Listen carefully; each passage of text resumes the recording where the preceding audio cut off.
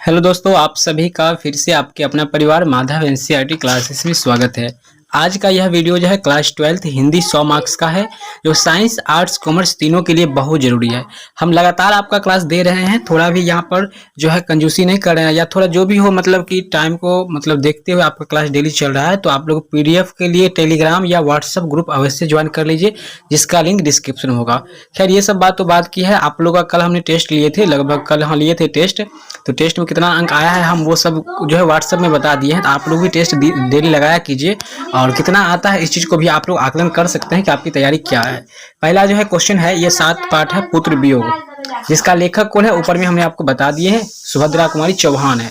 तो इस पाठ का जो है पहला प्रश्न है वह है, सुभद्रा कुमारी चौहान का जीवन सुना सुना क्यों हो रहा है। सिंपल सी बात है, पुत्र वियोग है, मतलब कि पुत्र वियोग है कि पुत्र जो है कुछ हो गया है, उसको ऐसा स्पष्ट हो रहा है कि पुत्र वियोग मतलब पुत्र मर गया होगा, इसको वियोग में ये जो है उदास होगी, मतलब स्पष्ट हो रहा है। तो सुभद्रा कुमारी चौहान का जीवन सुना सुना क्यों लग रहा है, क्योंकि पुत्र का जो है असमय निधन हो गया। असमय का मतलब होता है कि वो समय से पहले मर गए, मतलब बहुत कम एज में ही उनका देहांत हो गया था।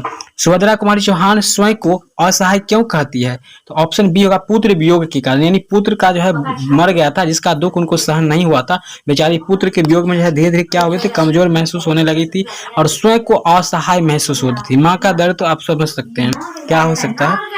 पुत्र वियोग कविता में कवित्री के किसके सब शाम पूज कर। तीसरा प्रश्न है, पुत्र वियोग कविता में कवित्री के किसके लिए पत्थर को देवता मानकर पूजा की है। तो यहाँ पर देखिए, सबसे पहले तो आप ये समझिए, कवित्री उनको कहा जाता है जो महिला होती है, लड़की जब कविता लिखते हैं तो उनको कवित्री कहते हैं, जबकि पुरुष कोई कविता लिखते हैं तो उनको कवि कहते हैं। तो पुत्र वियोग कविता में कवित्री यानी सुभद्रा कुमारी चौहान किसके लिए पत्थर को देवता मानकर पूजा करते हैं, तो अपने बेटे के लिए, ठीक है, पुत्र के लिए। ऑप्शन आपका जो है ये डी हो जाएगा, बिल्कुल रूप से सही होगा 3 का। चौथा है, गुलामी का नशा किसकी रचना है, ये बी हो जाएगा, ठाकुर रामनाथ सिंह का है, ठीक है, ऑप्शन बी आपका करेक्ट आंसर हो जाएगा। तो आप बने रहिए, क्लास में पूरा कीजिए। 5 नंबर प्रश्न है आपका, सुभद्रा कुमारी चौहान के पति का क्या नाम था, इसका होगा ठाकुर रामप्रीत सिंह था, ठीक है, ऑप्शन डी हो जाएगा। ये सभी प्रश्न भी है, और ऑब्जेक्टिव के लिए हम बात कर लेते हैं। आपका 50% ऑब्जेक्टिव है, तो मतलब सब्जेक्टिव की तरह ऑब्जेक्टिव पर भी आपको ध्यान देना है। ध्यान रखिएगा, अगर इस चैप्टर से प्रश्न पूछेगा तो मैं 100% गारंटी देता हूँ इससे बाहर आपको नहीं पूछेगा, एक भी प्रश्न इससे बाहर आपका नहीं रहने वाला है, ठीक है। और अगला जो प्रश्न है यहाँ पे 6ठा है, बिखरे मोती क्या है। तो बिखरे मोती क्या है, बिखरे मोती क्या है, तो इसका जो लेकर आंसर जो हो जाएगा 6 का, क्या हो जाएगा, उपन्यास, काव्य संकलन, निबंध संकलन, कहानी संग्रह। तो क्या हो जाएगा, तो 6 का जो आंसर हो जाएगा वो हो जाएगा कहानी संग्रह, ये कहानी है, ठीक है, बिखरे मोती, ठीक है। जबकि ये जो है पुत्र वियोग है, ये आपका कविता है। 7 है, सरोज स्मृति किसकी रचना है। सरोज स्मृति किसकी रचना है, तो ये हो जाएगा आपका निराला जी का है, ठीक है, ऑप्शन आपका बी इज करेक्ट आंसर है। 8 है, नॉर्थ वेस्ट गर्ल्स स्कूल में सुभद्रा कुमारी चौहान की प्रिय मित्र कौन थी। कौन थी था मत समझिएगा आप लोग, ठीक है। 8 है, तो नॉर्थ वेस्ट गर्ल्स स्कूल में सुभद्रा कुमारी चौहान का प्रिय मित्र कौन थी, तो ये थी महादेवी वर्मा। महादेवी वर्मा के बारे में भी आप लोग सुने होंगे, ये भी कवित्री थी। 9 है, सुभद्रा कुमारी चौहान का प्रतिनिधि कविता संग्रह कौन है, तो इसका हो जाएगा मुकुल, ऑप्शन नंबर आपका बी जो है करेक्ट आंसर हो जाएगा। 10 नंबर प्रश्न, सुभद्रा कुमारी चौहान का जन्म कब हुआ था, तो इनका जो है जन्म कब हुआ था, ऑप्शन नंबर हो जाएगा ए 16 अगस्त 1904 ईस्वी को हुआ था। कहाँ हुआ था, इसके बारे में डिटेल्स हम आगे बात करेंगे। इसका चैप्टर जब हम लोग पढ़ेंगे तो बहुत ही दर्दनाक होगा, बहुत ज्यादा सैड मूड हो जाएगा, बहुत मतलब खतरनाक अजीब हो जाता है। कोली प्रथा किसकी कृति है, तो चलिए 11 का हो जाएगा। यहाँ पे देखिए कोली प्रथा किसकी कृति है, तो इसमें ऑप्शन ही नहीं है, तो डी हो जाएगा, ठीक है, इसमें ऑप्शन नहीं है, शायद सुभद्रा कुमारी चौहान जी का है, ठीक है। पुत्र वियोग शीर्षक कविता किसकी रचना है, तो ये तो नाम से स्पष्ट है, सुभद्रा कुमारी चौहान, ऑप्शन बी जो है करेक्ट आंसर हो जाएगा।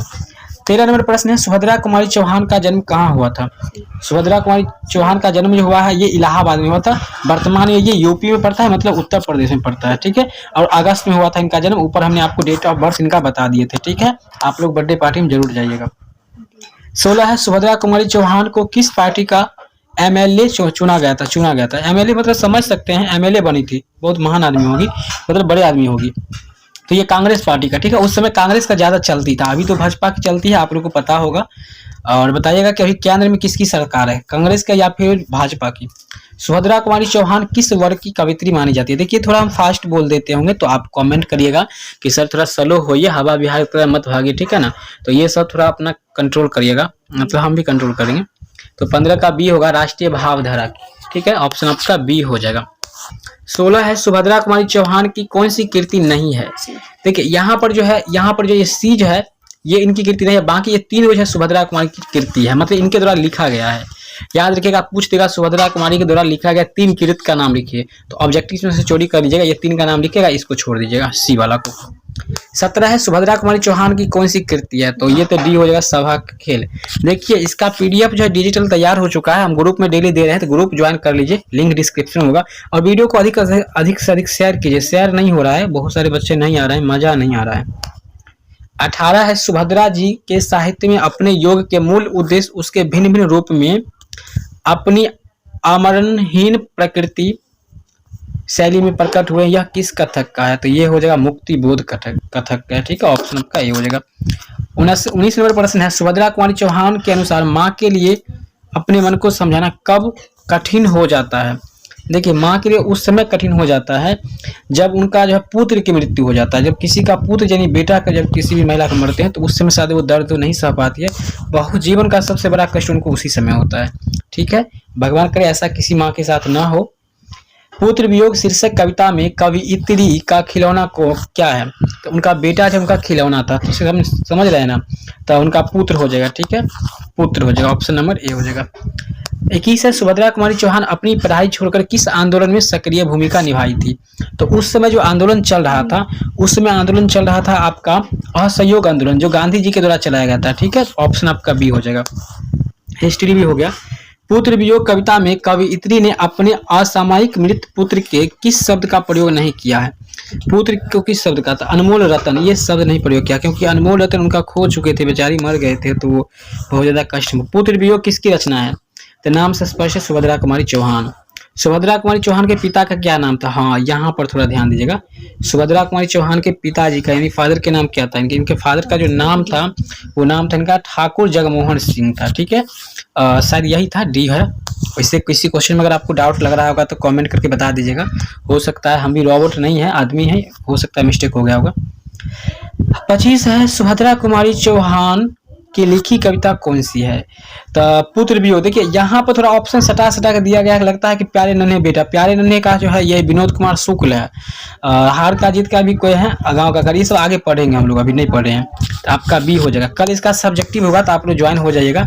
पुत्र वियोग शीर्षक कविता किस काव्य संग्रह से ली गई है? बहुत अच्छा प्रश्न है और ये जो है मोस्ट इम्पोर्टेंट क्वेश्चन है आपके परीक्षा के लिए। इसका हो जाएगा सी, पुत्र वियोग कविता संग्रह से ली गई है, तो आई थिंक सी आपका मुकुल हो जाएगा, ठीक है, थोड़ा डाउट है बट देख लीजिएगा, पूछ लीजिए 27, हाँ सी तो यहाँ पर है आंसर, थोड़ा लेकिन डाउट आ रहा है हमें। 27 है कुली प्रथा किसकी कृति है? चलिए ये तो हम नहीं बताएंगे, ये आपको कमेंट करके बताना है, ठीक है, अगर आप क्लास यहाँ तक किए हैं तो कमेंट जरूर कीजिएगा, हमें कमेंट का इंतजार रहेगा आपका। और बाकी ये क्लास कैसा लगा, यह प्रयास कैसा लगा, इस चीज़ को आप जरूर बताइएगा। फ्री नोट्स और पीडीएफ के लिए आपको गूगल पे जाइए और वहाँ पे आपको सर्च कर लेना है माधव एनसीईआरटी क्लासेस, श्याम परिवार का नाम आपको सर्च कर लेना है और थोड़ा सा यहाँ पर वेट कीजिएगा, डाटा स्लो है। अब आपके सामने देखिए, अरे भैया नहीं आया, यहाँ पर थोड़ा हटा कर मैं सर्च करना था, हम सटा के कर दिया था इसलिए नहीं आया। यहाँ पर देखिए इस तरह से आपको सर्च करना माधव एनसीईआरटी क्लासेस हटा के, या फिर लिंक डिस्क्रिप्शन में भी होगा। अब आपके सामने ऐसा पेज ओपन होगा तो इस वाले होम पर क्या करें, क्लिक करिएगा। ध्यान रखिए आपके सामने ऐसा पेज ओपन होना चाहिए, ठीक है। अब आपको इसमें क्या करना है, डेली टेस्ट भी दे सकते हैं और क्लास 12 यहाँ पर है, देखिए यहाँ पे ऑप्शन है, नीचे आपको टेस्ट का ऑप्शन होगा, तो टेस्ट भी आप लगा सकते हैं फ्री में। क्लिक कीजिएगा 12 पर, 12 करके सभी विषय खुल के आ गया। आपको हिंदी पढ़ना है तो हिंदी पर जाइए और जो विषय पढ़ना है उस विषय में जाइए और यहाँ से आप हिंदी का ऑल चैप्टर का ऑब्जेक्टिव, यहाँ से देखिए आपका ऑब्जेक्टिव है, ठीक है ना, ये आपका ऑब्जेक्टिव क्वेश्चन यहाँ से मिल जाएगा, सॉल्यूशन हर एक चैप्टर का पूरा खत्म। और यहाँ से आपको मिल जाएगा सब्जेक्टिव पूरा खत्म, एकदम तरह से देख सकते हैं और पूरा देखिए। और विषय का भी आप तैयारी कर सकते हैं, और विषय का भी दिया गया है। तो मिलते हैं नेक्स्ट वीडियो में। ये वीडियो कैसा लगा कमेंट करके बताइएगा। जय हिंद।